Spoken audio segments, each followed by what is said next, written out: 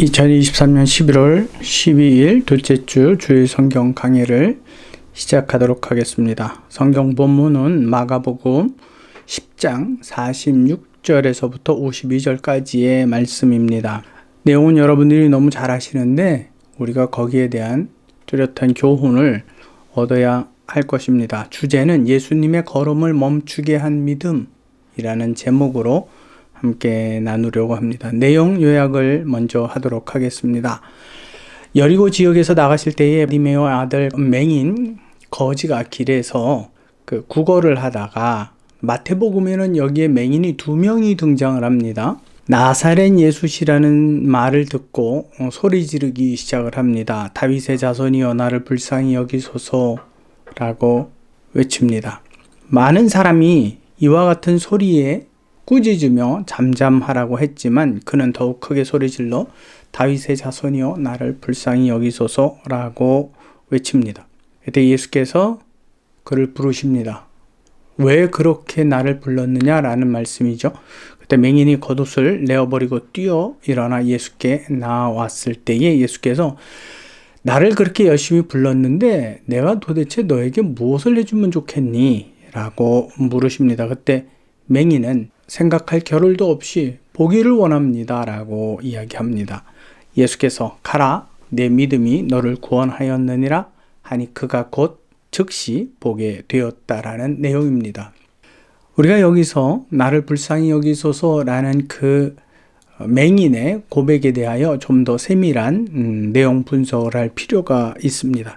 불쌍히 여기다 라는 말은 말이나 행동 또는 하나님의 은혜로 측은히 여겨달라, 동정심을 가져달라, 긍휼히 여겨달라라는 뜻입니다. 그러니까 분명히 예수님에 대하여서 자기 자신을 최고로 낮춘 모습을 우리는 바디메오를 통해서 볼 수 있습니다. 그러므로 당신과 같은 분이 내 청을 좀 들어달라고 이야기를 합니다. 그의 부르짖음은 여러분 단순한 물질적이거나 혹은 어떤 지위에 관한 또 많은 먹을 것을 위한 이러한 부분이 결코 아닙니다. 그리고 그가 다윗의 자손 예수라고 직접적인 칭호를 사용한 것으로 볼 때에 오직 그분만이 행하실 수 있는 일이라 확신했기 때문이라고 우리는 생각할 수 있습니다. 여러분, 그가 무엇하여 주기 원하느냐 그랬을 때 그의 대답은 뭐였죠? 내가 곧 보기를 원하나이다 라는 대답을 주저없이 한 것으로 보면 그의 오랜 시간 동안 그의 나이는 기록이 되어 있지 않습니다. 어린지 아니면 청년의 나이인지 노년의 나이인지는 기록이 되어 있지 않지만 그의 오랜 세월 동안 그 봄에 대하여 아주 깊은 갈망을 가지고 있었음을 우리는 짐작해 볼 수 있다는 이야기입니다. 근데 예수님에 대한 소문도 일찌감치 들었습니다. 그분은 어떤 병도 치료하실 수 있는 분이고 사람으로서는 할 수 없는 놀라운 이적들도 행하시는 분이라는 소식을 들었습니다. 그분을 보고 싶었습니다. 그러나 그는 볼 수가 없었습니다. 근데 그때 마침 사람들의 웅성거림과 그 발걸음, 요란한 발걸음 속에서 무엇인가 심상치 않은 일이 내 눈 밖에서 이루어지고 있음을 그는 직감하게 됩니다. 그래서 주변 사람들에게 물었겠지요. 이게 도대체 무슨 일입니까? 그때 예수님이 지나가신대 라는 소리를 듣습니다. 그의 마음은 갑작스러운 혼돈에 쌓이면서 그와 동시에 외치기 시작을 합니다. 다윗의 자손이여 당신이 맞습니까? 예수님 당신이 맞느냐라는 겁니다. 나는 지금 당신이 필요합니다 라는 겁니다. 그는 이전부터 오랜 동안 그 안에 가지고 있었던 갈망, 보고 싶습니다. 보기를 원합니다. 근데 이걸 어떻게 합니까? 예수님만 가능합니다 라는 이야기에 대하여 그는 오로지 예수께로만 집중되어져 있는 그의 모습을 볼 수 있습니다. 그때 사람들은 이와 같은 그의 상황을 이해하지 못하는 수많은 멀쩡히 보면서 따르는 그들, 2다리를 가지고 편안히 예수님을 따르는 그들은 이것을 이해하지 못하고 잠잠하라고 시끄럽다고 너 아니어도 지금 떠드는 사람이 엄청 많다고 왜 너까지 떠들어서 더 정신없게 하냐고 꾸짖습니다. 그때 바디메오의 선택은 무엇입니까? 그들의 그와 같은 잠잠하라는 말, 그들의 목소리보다 더 크게 외치게 됩니다. 다윗의 자손 예수여, 나를 불쌍히 여기소서. 이때 예수께서 그의 소리를 들으셨습니다. 어떻게 들으셨을까요? 다른 사람들의 소리보다 더 컸기 때문에 그렇습니다. 예수께서 부르십니다. 맹인이 그의 겉옷을 내어버리고 내던져버리고 예수님 앞에 섭니다. 그는 사실 예수님이 어디에 있는지조차도 몰랐을 겁니다. 근데 그는 사람들의 손에 이끌려 바로 너를 부르시는 분이 이분이다. 내 앞에 있다. 라는 이야기를 들었을 겁니다. 내가 네게 무엇하여 주기를 원하느냐? 그때 그는 오랜 동안 생각해왔던 것 오직 한 가지. 선생님이여 보기를 원하나이다. 여러분, 그는 이것저것 생각하지 않고 단 한 가지만을 이야기했습니다. 그때 예수께서는 이렇게 대답을 하십니다.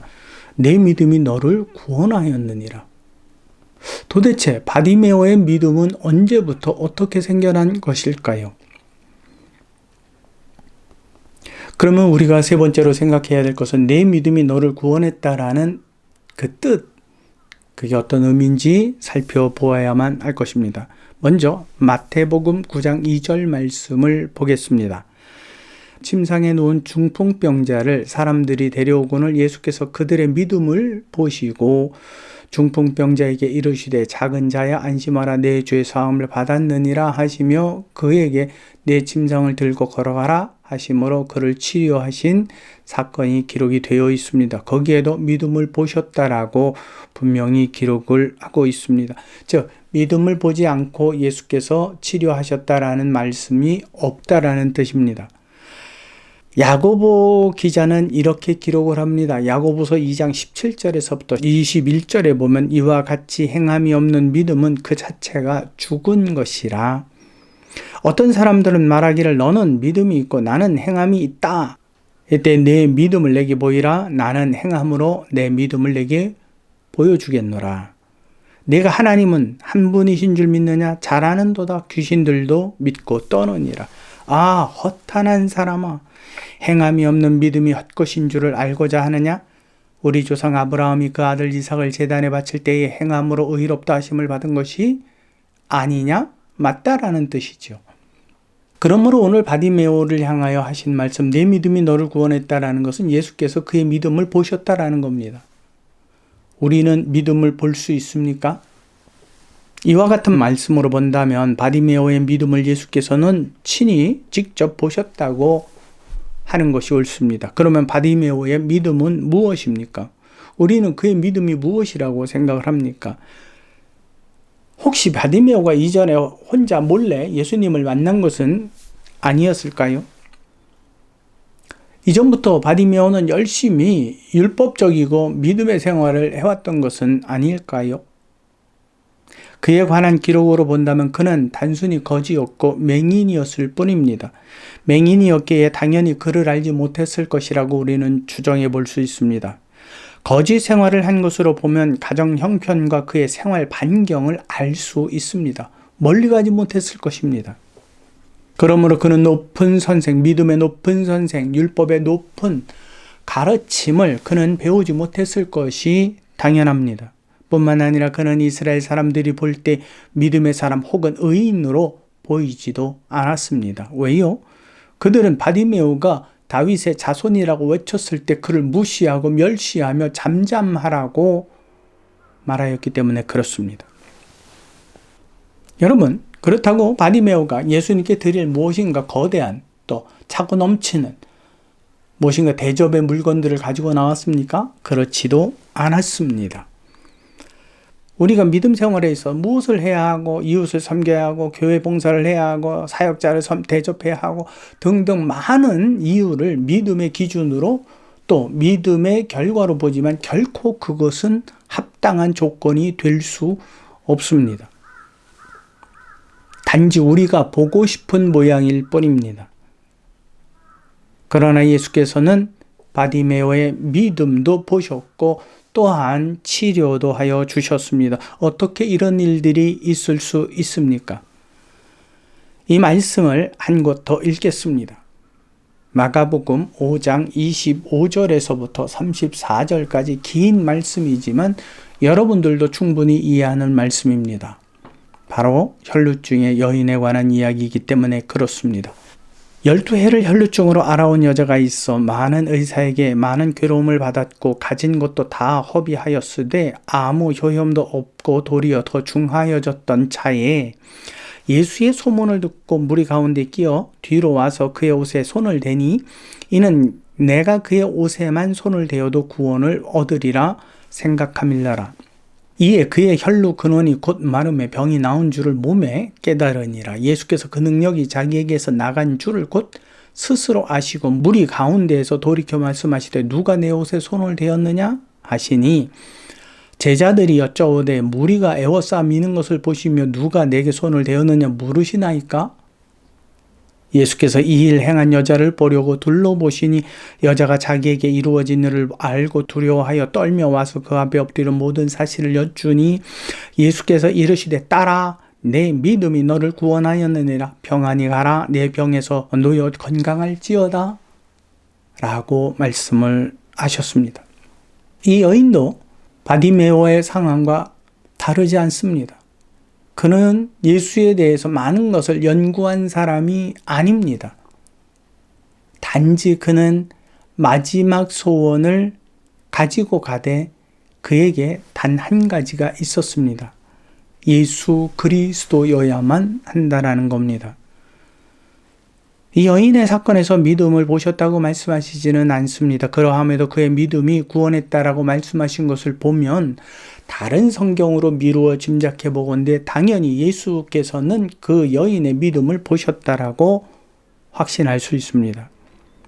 그렇다면 믿음은 곧 행위였다라고 하는 겁니다. 바디메오와 혈루증을 앓고 있는 여인의 믿음은 같다고 할 수 있지만 믿음의 모양은 달랐습니다. 누구는 다윗의 자손 예수여 라고 외쳤고 누구는 슬며시 그의 뒤로 가서 앞에 나가서지도 못하고 그의 옷자락만 만지는 모습으로 드러났을 뿐입니다. 우리가 여기서 봐야 되는 것은 예수께서 가시던 길을 멈춰 섰던 한 가지 이유를 우리는 알 수 있습니다. 바디메오 그의 외침입니다. 또 그의 옷자락에 손을 대면 내가 나음을 입을 것이다 라는 혈루증의 여인의 믿음입니다. 그의 행위가 예수님을 멈춰서게 했고 그의 외침이 예수께서 자기의 가던 길을 멈추게 한 원인입니다. 그러므로 그 믿음은 동일합니다. 어떻게 드러났습니까? 예수님을 그의 가시던 길에서 멈추어 서서 그들에게 집중하도록 만드셨습니다. 그러면 그들의 믿음은 무엇입니까? 오직 예수님 당신이어야만 합니다라는 그 간절함입니다. 여러분, 이러한 간절함은 어디서 나오는 것입니까? 이것은 자신을 이처럼 온전히 낮추기까지 세상에서의 시간, 그 어마어마한 시간들이 굉장히 비천한 상태에 놓여져 있다라는 사실을 우리는 반드시 기억해야만 합니다. 예수여 예수여 다윗의 자손 예수여 라고 부르짖는 것으로 족하지 않다라는 겁니다.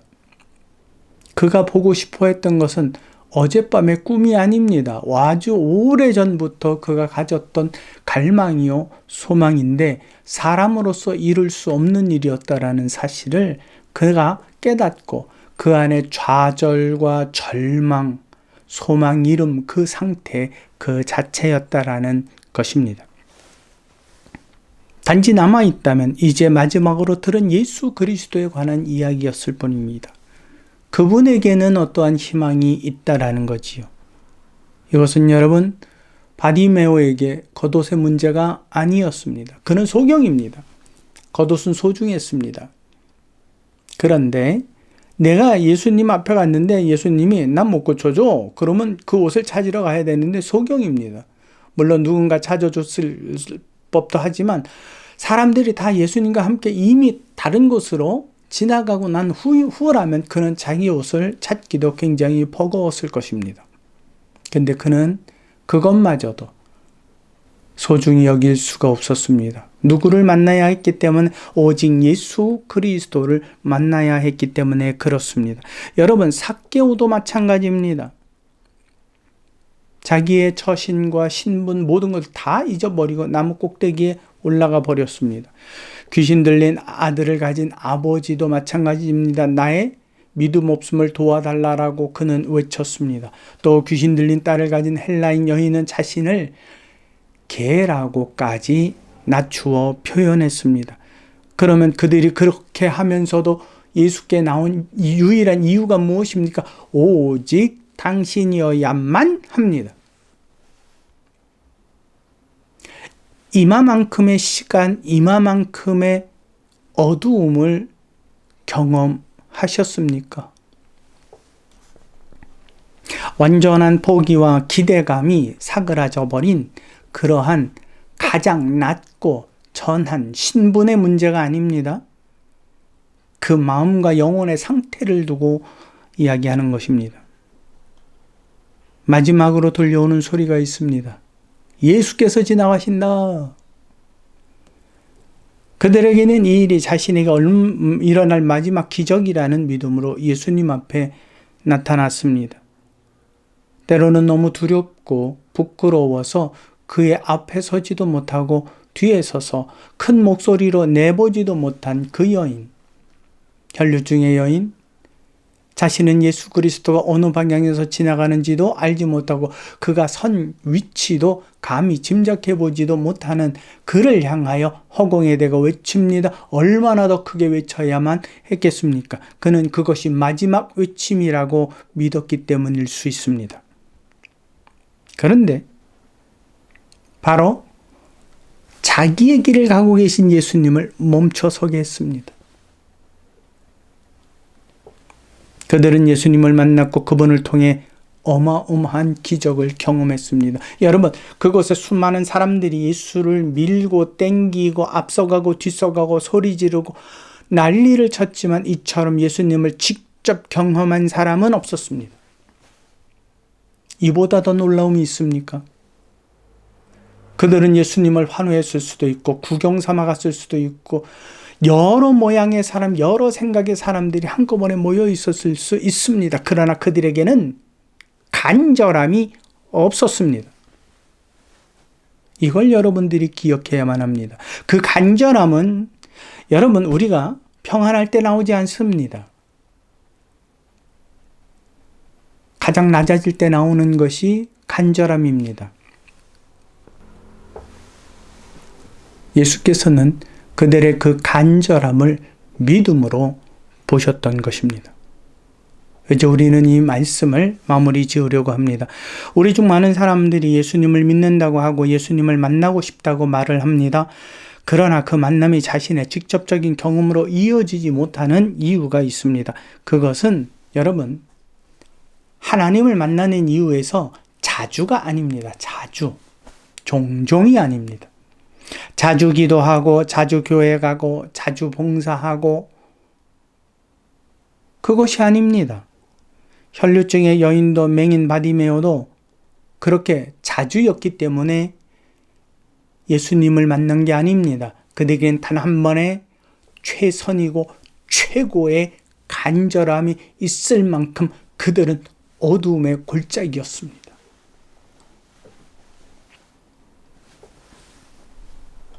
그들에게는 이면체면을 가질 여유가 없었습니다. 예수께서 여러분, 왜 그가 가시던 길까지도 멈추어 이들을 주목해 보셨는지 우리는 반드시 생각해야만 합니다. 그리고 하신 말씀이 뭡니까? 내가 너를 치료했다? 아니에요. 너의 그 간절함이 너를 구원하게 했구나. 그러면서 보세요. 많은 사람이 밀고 땡겨도 그의 능력은 나가지 않습니다. 빼앗기지 않습니다. 무슨 말인지 이해가 되십니까? 왜요? 간절함이 없는 사람들이 예수님 몸에 아무리 손을 대도 예수님 옷자락을 아무리 잡아당겨도 그의 능력은 훔쳐가질 못합니다. 그의 능력을 빼앗을 수 있는 단 한 가지 우리에게 주신 능력이 있는데 그것은 간절함입니다. 요즘 세대를 보게 되면 그 간절함이 점점 식어지고 기쁨과 즐거움, 춤을 추고 찬양하고 그저 자기의 한에 섞인 목소리로 외치기를 즐거워합니다. 무엇이 결여되어져 있는 겁니까? 간절함입니다. 여러분, 그 간절함의 시간, 그 간절함의 그 힘은 그냥 나오지 않습니다. 오랜 시간에 걸쳐서 나라는 인간 어떠함에 대하여서 이것이 내려놔져야만 하는 것입니다. 그러므로 그들은 사람과 사람 사이에서 사람에 대한 기대치들을 잃어버리고 자기 자신에 대한 능력에 대해서 불신하게 됩니다. 그러면서 오직 그분이어야만 한다라는 하나의 목적이 생기게 된 겁니다. 오늘은 주일입니다. 여러분들의 예배가 참으로 오직 주님이어야만 한다라는 그 의식과 그 목마름, 그 갈급함, 그 간절함이 있습니까? 아니면 다른 사람들과 교제 나누기 위함입니까? 아니면 다른 사람들도 그냥 교회 가니까 아무 생각 없이 오늘은 주일이니까 복 받는 데니까 가는 겁니까? 예수님을 만나서 아무리 밀고 당겨도 간절함이 없이는 그분의 어떠함도 경험하지 못합니다. 그러므로 예배 참석만으로 우리가 세속의 복을 누린다? 이거는 거짓입니다. 오직 예수님만이 나의 구원자, 구세주가 되십니다. 나는 세상에서 버림받은 것 같은 나는 참으로 비천한 자입니다. 당신의 긍휼과 당신의 은혜가 아니면 나는 설 수 없습니다. 주여 나를 구원하옵소서. 내게는 당신이 필요합니다. 나를 불쌍히 여기실 분은 오직 당신밖에 없습니다. 내 목소리를 들어주실 분은 당신밖에 없습니다. 내 처지를 알아봐 주실 분은 당신밖에는 없습니다. 라는 그 간절함으로 부르짖는 여러분들의 예배가 되시기를 진심으로 바랍니다. 이와 같은 간절한 여러분들의 믿음의 기도에 또 예배의 찬양에 예수 그리스도의 발걸음도 멈추고 그의 눈을 돌이켜 여러분들을 감찰하시고 은혜로 돌보아 주시는 그런 귀한 예배의 시간들이 되시기를 진심으로 소망합니다.